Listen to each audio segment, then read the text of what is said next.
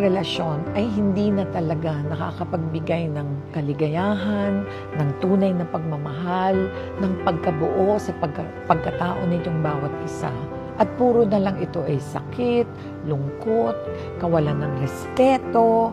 Baka panahon na para pag-isip-isipan nyo talaga ng mabuti at itanong, ito ba ang buhay na gusto ko para sa akin hanggang sa dulo?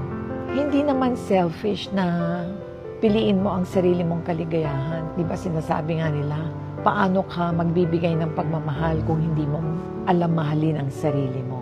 Hindi kasalanan ang hanapin ang sarili mong kaligayahan. Lalo na kung matagal mo nang ipinaglalaban ang relasyon at ikaw na lang ang lumalaban. Dapat pareho kayo. Pero kung ikaw na lang ang tumataya, naku, napakahirap. Tandaan mo, mas magiging mabuting magulang, anak o tao ka kung ikaw mismo ay payapa at masaya.